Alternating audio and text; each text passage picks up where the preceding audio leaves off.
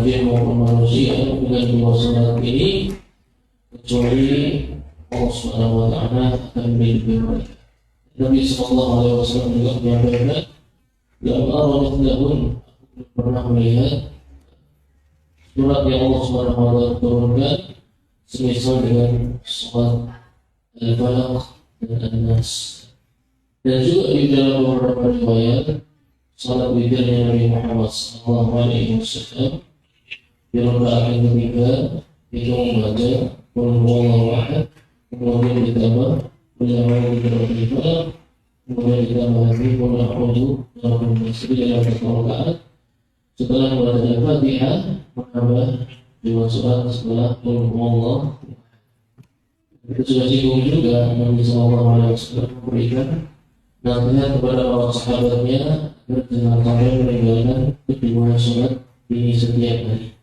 Nah, kemudian Allah Subhanahu.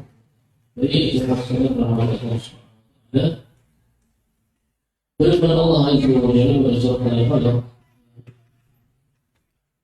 diawali dengan kalimat Qul seperti yang Qul di sana fi'il amr, fi'il amr mukhatabnya mufrad yaitu Muhammad sallallahu alaihi wasallam.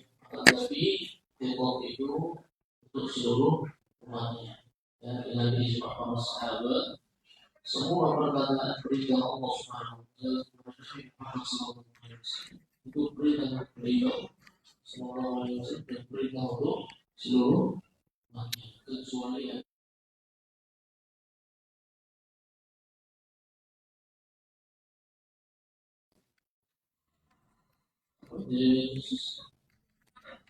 dalam Al-Quran.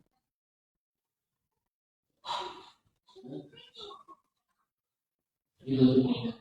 Ya, seorang wanita menyebarkan dirinya kepada Nabi sallallahu alaihi wasallam. Dan tidak pernah ya sudah mulai kembali cara kita langsung langsung saja. Terus video ini dari khusus maka seluruh perintah Allah Azza wa Jalla kepada Muhammad sallallahu alaihi wasallam adalah perintah untuk umatnya. Kemudian suaranya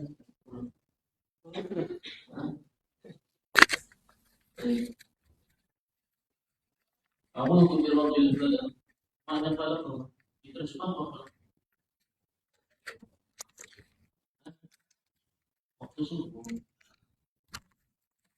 tidak langsung waktu subuh. Kalau baca kitab tafsir kalau itu maknanya langsung itu bukan harus ya itu bukan harus bahasa Arab tidak ada falak itu bermakna subuh juga ada. Tapi di dalam terjemahan dimaknai subuh. Nah itu unik, Anda harusnya bertanya-tanya dapat dari mana ya. Iya, contohnya di ayat yang lain faliqul habbi wan nawa ya.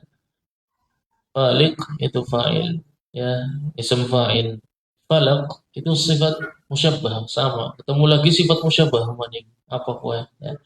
Nanti makanya belajar bahasa Arab nanti akan ketemu apa yang disebut dengan sifat musyabbah ya. Falaq, faliq itu faliqul habbi wan nawa. Antum hab itu biji ya. Nawa itu juga biji-bijian sama ya, cuman beda. Kalau hab itu biji yang kecil-kecil yang bulat. Kalau nawa itu biji yang besar-besar kayak biji kurma. Nawa namanya ya.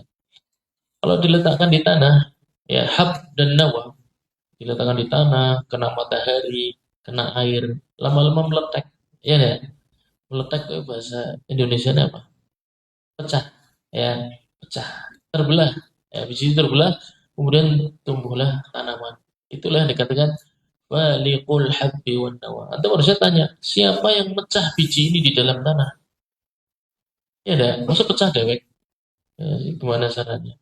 Masa sesuatu bisa menciptakan dirinya sendiri? Itu bertentangan dengan akal manusia. Ya. Maka akal manusia yang sehat akan mengatakan siapa yang membuat biji ini bisa terpecah? Ya, dari tadinya padat dimakan aja tidak bisa biji kurma. Ya. Tapi kalau ditanam ke tanah, dikasih air, kena matahari yang cukup, pecah tuh bijinya. Keluarlah akar dari biji.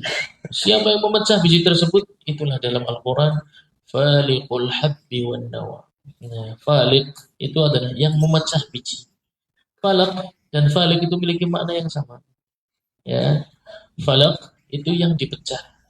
Ya, falik itu yang memecah. Ya.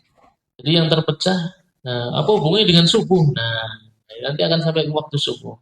Ya. Dan zuhur apa ya? Orang buru-buru balik ya? Bukan buru-buru balik kan tuh. Wah, aku kecepatan ngomongnya. Ya, falak itu yang terpecah. Kalau falik itu yang memecah. Apa hubungannya dengan waktu subuh? Nah, itu dia. Kita harus lihat isi ayatnya. Ya, min syarri ma khalaq. Nanti satu-satu kita akan jelaskan. Wa min syarri ghasiqin idza. Ghasiq itu artinya apa? Ghasiq. Di sana apa artinya? Terus terjemah baru sih gampang. Ada nggak terjemahan atau apa arti ghasiq? Ah? Malam. Waqab gelap. Malam dan gelap bedanya apa? Angel kan? Iya, makanya itu pakai terjemah dijamin ngantuk. Antum baca Quran mengandalkan terjemah berat. Ya. Ghasiq itu ketika malam sempurna tidak ada cahaya satupun. Berarti matahari sudah tenggelam sempurna dan tidak ada kemerahan di langit. Ya, kalau ada kemerahan di langit itu namanya maghrib. Kalau maghrib sudah lewat waktunya, semuanya gelap gulita, itu ghasiq. Waqab itu malam tengah-tengah. Puncak gelapnya malam pun namanya waqab. Ghasiq itu malam sempurna. Waqab itu tengah malam. Puncak-puncak gelapnya malam itu namanya waqab. Ya, bahasa istilah-istilahnya dulu ya. Untuk kenal nanti baru penjelasannya. Syarri ghasiqin idza waqab wa min syarri nafatsati fil uqad. Nafatsat itu jamak muannats ya, mufradnya nafatsah. Dari kata nafas kemarin kita sudah menyinggung sedikit nafas. Ya, Nabi Shallallahu Alaihi Wasallam mengumpulkan kedua tangannya. Itu nafasa fihi, kemudian meniupkan, ya, meniupkan sambil membaca. Nafasa itu meniupkan sambil membaca, nggak ada suaranya, ya. Jadi nafasa itu komat kamit sambil membaca sesuatu, ya, dan ditiupkan ke tangan. Itu namanya nafas, ya. Yang dibaca oleh Nabi Shallallahu Alaihi Wasallam al-muawwidhataini, yaitu al-falaq dan al-ikhlas. Dan di sini nafasat itu adalah maknanya adalah penyihir-penyihir, ya, penyihir-penyihir karena muannas berarti perempuan. Ya, kebanyakan penyihir di zaman dahulu, di zaman Arab jahiliyah itu adalah perempuan. Al-uqad, uqad itu artinya apa? Uqad artinya apa? Akad, ikatan. Ya, makanya tiupannya itu selalu pada sesuatu yang diikat. Ya, oleh karena itu biasanya benda-benda yang jadi puhul tadi, wasilah sihir, itu biasanya diumpetin, ditanam di tanah, ditaruh di gendeng, ventilasi. Tujuannya supaya apa? Apa perlu ditanam? Biarin aja. Kenapa perlu ditanam? Kenapa perlu diumpetin? Eh? Supaya tidak lepas ikatannya. Rahasia puhulnya itu ada di ikatannya. Ya, kalau ketahuan orang ikatannya dilepas, maka selesai sudah sihirnya. Ya, aslinya lemah. Ya, aslinya sihir itu lemah. Asalkan kita bisa ketemu dengan puhulnya, maka sihir itu akan musnah. Hanya ukat sama rahasianya tukang sihir itu pada ikatannya, ukatnya. Ya, akad. Ya, akad dari kata ukat dan akad sama. Ya, sifat musyabbah sama ukat. Ya, sifat musyabbah. Ikatan yang kuat yang bisa melepaskan sihir, ya ikatannya itu. Makanya kalau ingin lepaskan orang karena sihir, kalau memang ada buhulnya harus ketemu buhulnya. Tapi insya Allah kalau orang yang bertakwa Allah akan datangkan biasanya ya lewat mimpi. Ada digambarkan sebuah tempat. Itu saya punya kawan seperti itu. Dia disihir oleh keluarganya sendiri, jin turunan. Ya, jadi memang omnya atau apa itu menggunakan praktek pesugihan seperti itu. Nah, ketika mau wafat, jinnya minta mengganti untuk meneruskan praktek tersebut. Nah, itu dia di dalam mimpi diberi gambaran. Mimpi terus kamar mandi. Kamar mandi di rumahnya sendiri. Digambarkan mimpi itu di kamar mandi. Ya, ternyata buhulnya ditanam di tembok di dalam kamar. Jadi meskipun buhul kan disembunyikan, gimana cara kita menemukannya? Mudah bagi Allah Subhanahu wa taala, sangat sangat mudah. Kan bertakwa kepada Allah Azza wa Jalla ya. Min syarri nafatsati fil 'uqad wa min syarri hasidin idza hasad. Nah, ini hasad ini masalah berat ya. Berat.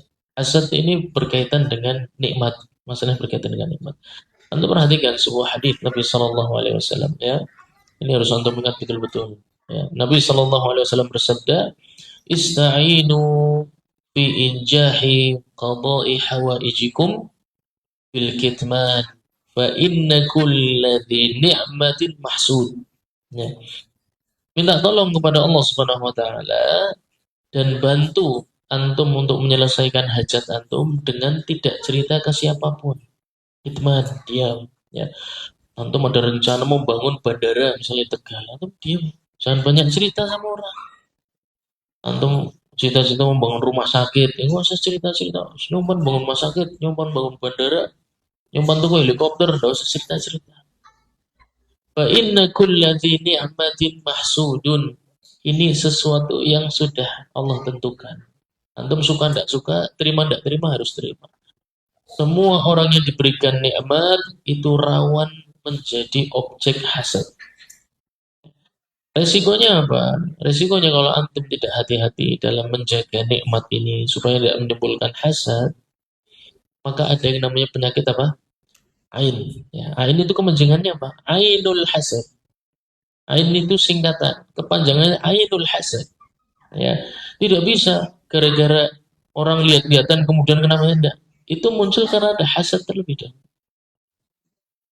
Hasad itu ada dua, ya. Ada pemicunya atau tidak. Pemicunya adalah antum tidak menjaga nikmat dengan hati-hati.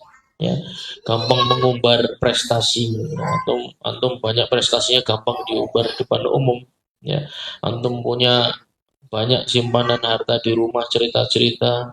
Ya, kemudian cara antum bermuamalah seperti orang yang kaya raya dan lain sebagainya mudah menimbulkan orang hasad. Antum prestasi pendidikannya jauh sampai luar negeri, ya itu mudah menimbulkan hasad. Ya. Kalau tidak pandai-pandai dijaga, maka jangan salahkan kalau mata yang hasad itu sampai menimbulkan mudarat pada diri antum. Ya. Wal ainu haq, kata Nabi Sallallahu Alaihi Wasallam. Penyakit ainul hasad itu hak ada, jadi jangan tidak percaya. Biasanya ya itu sakit tapi dibawa ke rumah sakit diagnosa nggak ada penyakitnya. Nah, ya itu ciri-ciri biasanya penyakitnya sebenarnya adalah mata hasad, ya, ainul hasad, mata yang kena penyakit hasad. Kalau antum sudah baik menjaga diri, insya Allah Allah Subhanahu wa taala akan lindungi. Maka zikir pagi dan petang, muawwidzata ini dibaca apalagi kalau mau tidur. Oke, kita mundur lagi. Kamu sudah mufradatnya sudah diketahui. Qul a'udzu birabbil falaq. Kata para ahli tafsir, ya, ketika Nabi Muhammad SAW diperintahkan Allah Azza wa Jalla untuk mengucapkan a'udzu birabbil falaq, lafaz ini mustajab. Ini yang banyak orang nggak sadar, ya. Bahwasanya lafaz Rabbil falaq ketika antum berdoa, ya Allah, ya Rabbal falaq, ya, itu lafaz pujian yang mustajab karena itu dinukil dalam Al-Qur'an. Ya, ya Rabban nas, itu penting. Ya Malikan Nas, Ya Ilahan Nas. Itu lafaz-lafaz penting. Oleh karena itu Nabi Shallallahu Alaihi Wasallam disuruh ngomong. Ya, kul wahai Muhammad ucapkan. Ini lafaz langsung dari Allah Subhanahu Wa Taala. Tertulis dalam Al-Quran. Ya, kata para ahli tafsir, perintah kul itu menunjukkan taksis al-lafaz. Bahwasanya lafaz ini penting dalam antum berdoa. Ya, ya Rabbal Falaq. Panggil Allah Subhanahu Wa Taala dengan pujian Rabb al-Falaq.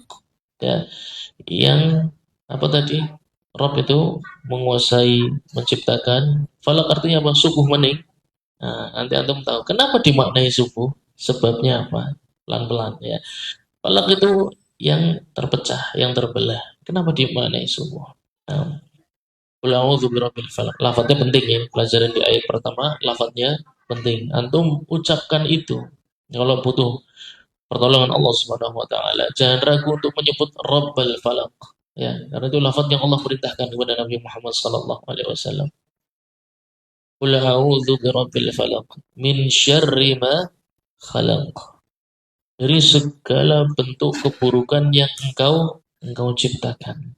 Ya, terkadang kalau kita tidak memiliki keimanan yang kuat, akan muncul pertanyaan, masa Allah menciptakan keburukan?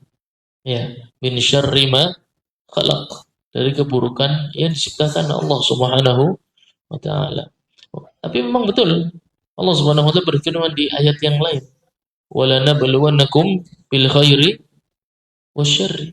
Kita akan uji kalian dengan kebaikan dan keburukan. Memang Allah ciptakan kebaikan dan keburukan untuk menguji kita. Ya, lanjut ya. Dari segala bentuk keburukan yang engkau ciptakan. Ya. Wa min syarri ghasiqin idza waqab. Waktu malam, ghasiq, setelah maghrib selesai, itu bukan waktu main. Ya, itu bukan waktu main. Yang mana banyak umat Islam zaman sekarang kalau malam tuh justru baru keluar. Ya, bulat kanca, tulan dan sebagainya. Tanpa ada hajat yang penting ya. Memang benar murni main aja.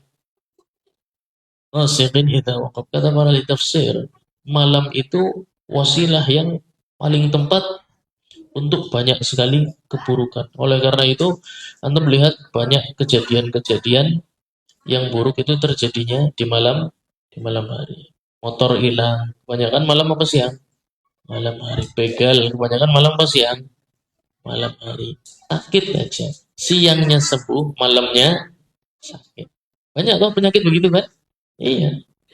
Memang malam itu di ayat ini menunjukkan malam adalah waktu banyak sekali keburukan terjadi. Jadi kita sebagai seorang muslim harus banyak berpegang kepada al-mu'awwidhataini, ya, dua surat Al-Falaq dan An-Nas, khususnya zikir petang, ya, khususnya zikir petang, jangan dilepas, ya, karena itu perlindungan kita kepada Allah Subhanahu wa taala.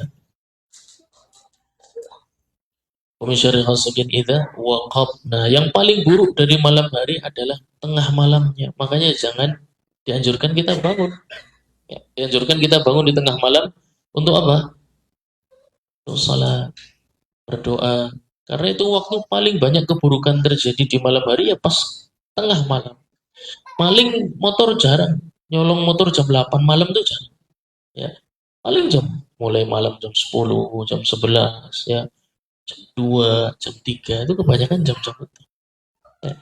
Jadi semakin malam itu semakin kesempatan banyak keburukan terjadi. Oleh karena kita dianjurkan untuk bangun untuk beribadah tentu ya, untuk banyak minta pertolongan kepada Allah Subhanahu wa taala. Wa syarri ghasiqin idza waqab wa min syarrin nafatsati fil uqad. Juga sihir itu nyata juga sama. Ya, ain itu nyata, sihir juga nyata. Nabi Shallallahu alaihi wasallam juga pernah terkena sihir. Maka sebagai seorang muslim kalau ditanya sihir itu ada, bahkan Nabi pun kena sihir. Ya. Dan berkali-kali Nabi Shallallahu alaihi wasallam itu berkali-kali coba disihir oleh orang-orang Yahudi. Tapi tidak semuanya berhasil. Ya. Hanya beberapa kemudian disembuhkan oleh Allah Subhanahu wa taala. Kita pun sama, kita rawan menjadi objek sihir. Kita rawan menjadi objek serangan-serangan gaib dari jin-jin yang memiliki niat buruk untuk menghancurkan umat Nabi Muhammad SAW.